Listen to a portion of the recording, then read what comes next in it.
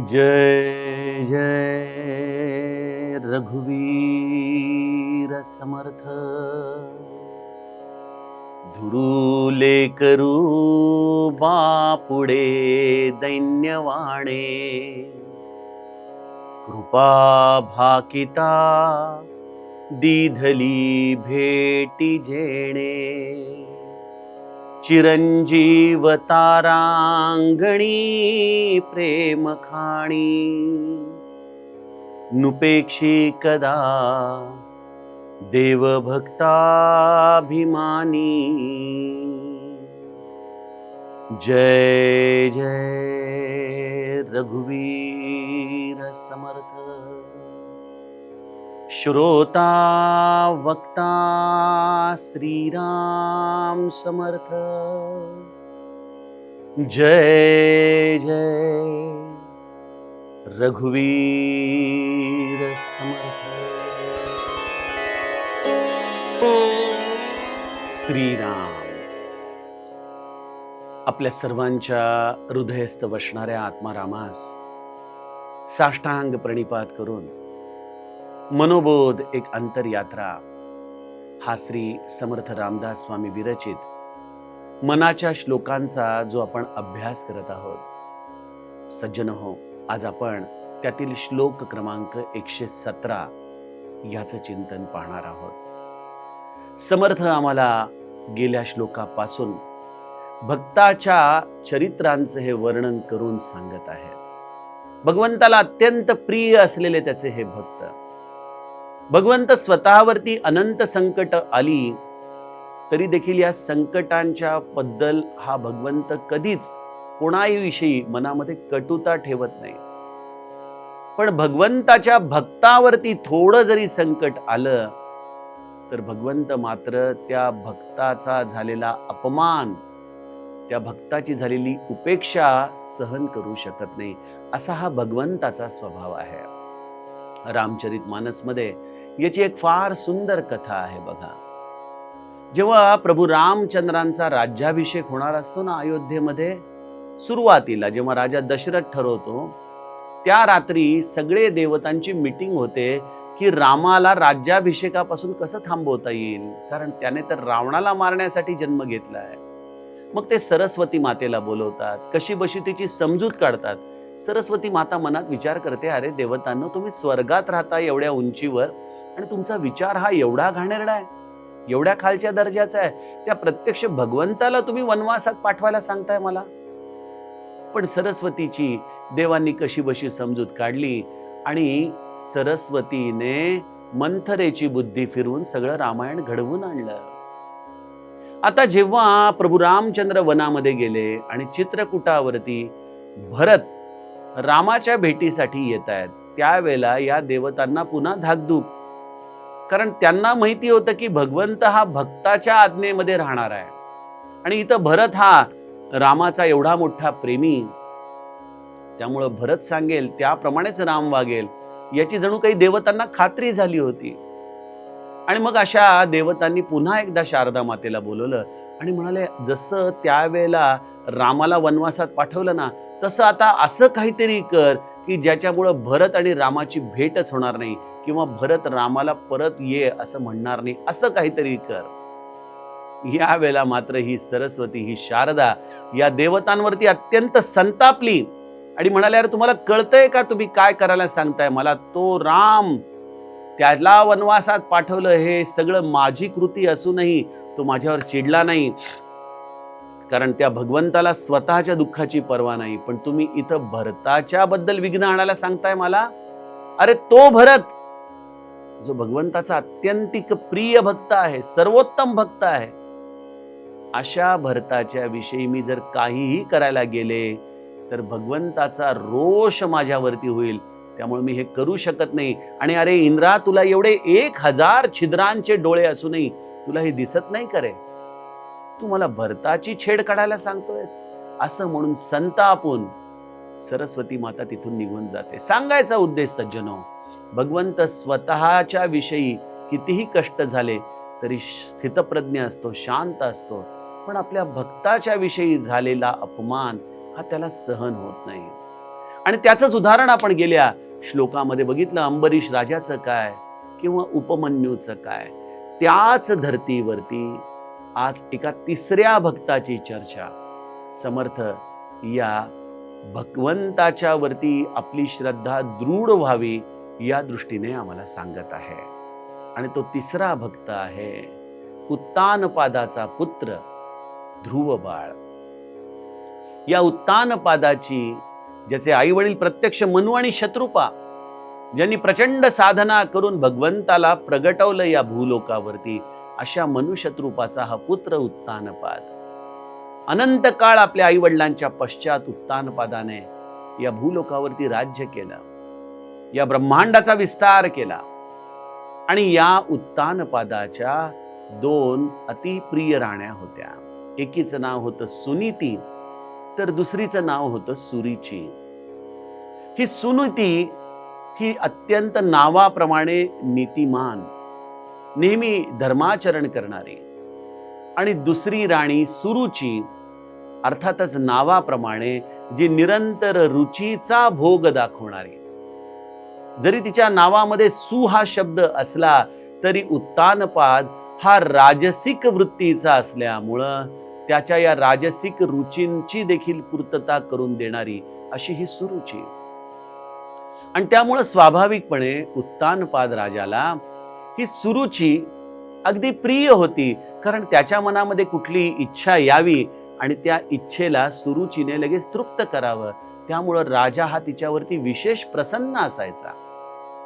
पण सुनीतीचं तसं नव्हतं, कारण सुनीती ही राजाच्या प्रत्येक इच्छेला नीतीच्या निकषावरती तपासायची.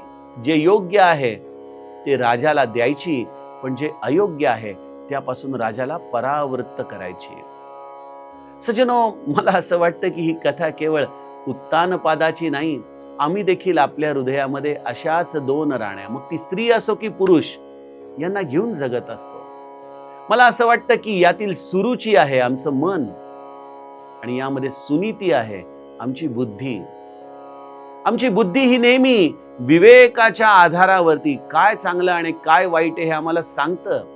पण आमचं मन असं आहे की ते एखाद्या कानामध्ये वारा गेलेल्या वासरासारखं उधळतं, लगेच धावू लागतं, विचार करत नाही.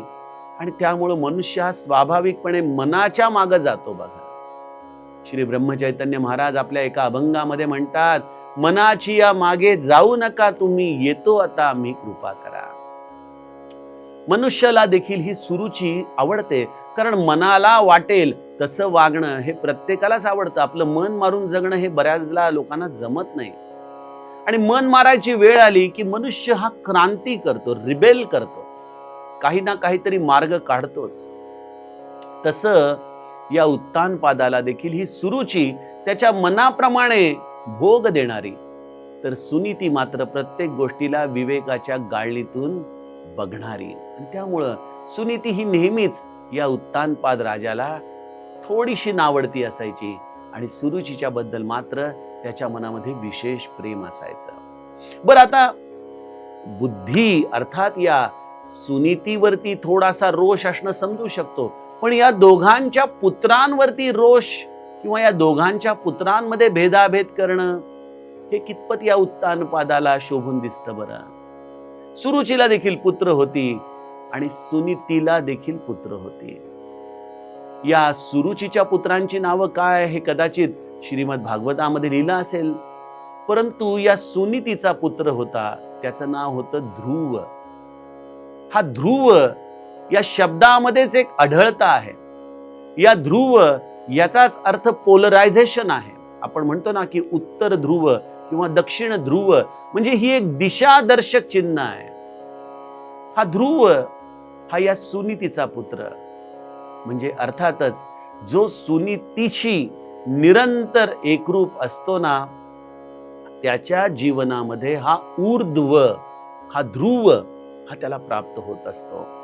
आणि जो सुरुचीमध्ये आहे गुंफलेला, त्याला कदापि ही योग्य दिशा, जीवनाची ऊर्ध्व दिशा ही पटत नसते.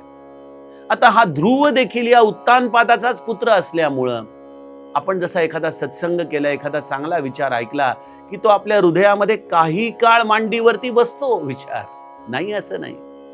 त्याप्रमाणे हा ध्रुव देखील आपल्या एकदा वडिलांच्या मांडीवरती खेळत बसला होता. छोटंसं लेकरू 3-4 वर्षाचं, आणि उत्तानपाद देखील कदाचित चांगल्या विचारांमध्ये होते. ध्रुवला देखील ते प्रेमाने कुरवाळत होते. आणि त्यावेळेला सुरुचीच्या मनामध्ये मात्र शंकेची पाल आली की सुनीतीचा पुत्र जर राजाला प्रिय झाला तर मग माझ्या पुत्रांना राज्य करता येणार नाही. झर झर झर झर सुरुची तिथे गेली आणि ध्रुवाला उत्तानपादाच्या मांडीवरून खेचून जमिनीवरती ढकललं. छोटंसं बाळ खाली पडलं.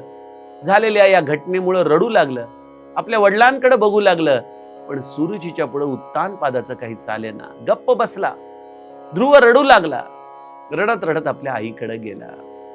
बघा, यातून या पुराणांच्या कथा किती सुंदर आम्हाला आमच्या जीवनाशी संलग्नता दाखवतात की आमच्या हृदयामध्ये देखील एखादा जर असा सद्विचार, सत्संगतीचा विचार खेळू लागला ना की लगेच ही गुणात्मक असलेली माया कुठली ना कुठली तरी विकारांची भावना निर्माण करते आणि क्षणामध्ये या ध्रुवरूपी विचाराला खाली खेचून घेते आणि षडविकारांचा कुठला तरी गुणधर्म आमच्या हृदयामध्ये हावी होतो.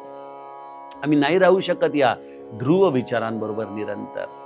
बऱ्याचदा तो असा विचार हा आम्ही रसातळाला स्वतःच गाडतो, कारण गुणमाया ही आमच्या हृदयामध्ये प्रबल असते. अशा वेळेला ना आपल्या हृदयाशी काही बोलता येतं, ना या गुणमायेशी आपल्याला काही विरोध दर्शवता येतं. मग जायचं कुठं? तो रडत रडत गेला सुनीतीजवळ, आपल्या आईकडं, आपल्या सद्गुरूकडं. सुनीतीने आपल्या लेकराला जवळ घेतलं आणि म्हणाले, बाळा, अरे जगाचा स्वभावच असा असतो बरं. पण आई, असं का? ते माझे पण बाबा आहेत ना. मग मी बसलो मांडीवर तर काय चुकलं माझं? अरे बाळा, आपलं ना पाप त्याच्या आडवं येते. पाप? हो, आपण भगवंताची भक्ती करण्यामध्ये कमी पडलो ना, त्यामुळे भगवंत आपल्याला या सगळ्या न केलेल्या भक्तीचं हे फळ देतोय. मला असं वाटतं बाळा, तुला जर तसं या भगवंताचं वरदान प्राप्त झालं ना तर तुला कोणीच कधीच मांडीवरून खाली ढकलू देणार नाही. कुठं आहे तो भगवंत आई? अरे बाळा, त्यासाठी त्याची तपश्चर्या केली पाहिजे. वनामध्ये जाऊन निरंतर त्याचं नाम घेतलं पाहिजे. नाम घ्यायचं म्हणजे काय? अरे, ते तुला तुझे सद्गुरू भेटतील ना तेव्हा तुला ते देतील नाम. तू नको काळजी करू, काही काळ थांब. नाही आई, मी आता थांबू शकत नाही. जिथं माझा अपमान झालाय त्या स्थानी मी राहू शकत नाही. नसे राम ते धाम सोडून द्यावे, सुखा लागी आरण्य सेवित जावे. ध्रुव बाळ अरण्यामध्ये रडत रडत निघाला आणि वाटेमध्ये बरोबर देवर्षी नारदांची स्वारी आली. बाळ ध्रुव, का रडतोयस रे? काय झालं? मला भगवंताची तपश्चर्या करायची आहे. हे देवर्षी, पण ती कशी करू मी? कशी त्याची आराधना करू? कसा तो मला प्रसन्न होईल? देवर्षींनी ध्रुव बाळाला भगवंताचं नाम दिलं. हे नाम तू घे. कदाचित ओम नमो भगवते वासुदेवाय हे सुंदर नाम ध्रुवाला नारदांनी दीक्षित केलं असावं आणि सांगितलं असावं की कुठल्याही परिस्थितीत कोणीही जरी समोर आलं तरी ते नाम तू सोडू नकोस. ते नामच तुला सगळं काही मिळवून देईल. ध्रुवाने आपल्या गुरुचा हा बोध घट्ट हृदयामध्ये धरला. सज्जनो, असंच आहे. जेव्हा सुनीतीचं लेकरू असं अपमानित होतं ना, त्यावेळेला त्या लेकराने एकच गोष्ट करावी की सद्गुरूच्या वचनांना आधार समजावा. दुःख झालं तर नामाचा आश्रय घ्यावा, कारण नाम हेच आम्हाला सगळ्या दुःखांमधून सोडवणारं असतं. ध्रुवाने भगवंताच्या नामाची ही तपश्चर्या, ही उपासना सुरू केली. अत्यंत मनापासून निष्ठेने त्याने भगवंताचं नाम घ्यायला सुरुवात केली. काही कालावधीमध्येच या उत्कट तपश्चर्येने भगवंत ध्रुव बाळाच्या समोर येऊन उभा राहिला. बघा, आपण बघतो अनेकदा लोक कित्येक कल्प देखील साधना करतात तरी भगवंत समोर येत नाही.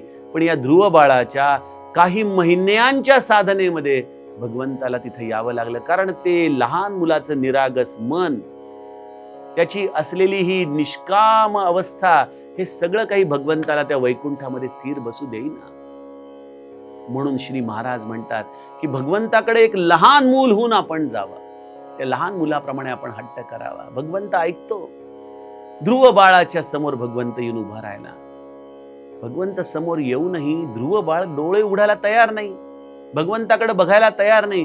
भगवंत त्याला हाका मारतोय तरी देखील ध्रुव नाम सोडायला तयार नाही, कारण गुरुनी तसा बोधच दिलेला आहे.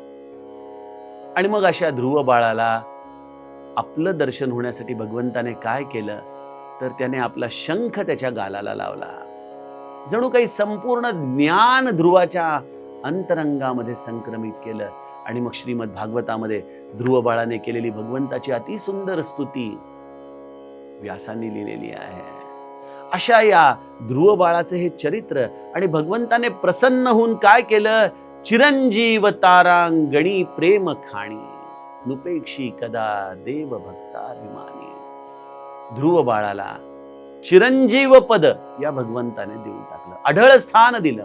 म्हणाले तुला त्या उत्तानपादाच्या मांडीवरून खाली ढकललं म्हणून तुला राग आला ना, म्हणून तुला त्रास झाला ना, मी तुला आता असं स्थान देतो की ज्या स्थानापासून तुला कधीच कोणी च्युत करू शकणार नाही. सज्जनो, या आकाशमालेमध्ये या ध्रुव ताऱ्याचं अढळ स्थान आहे.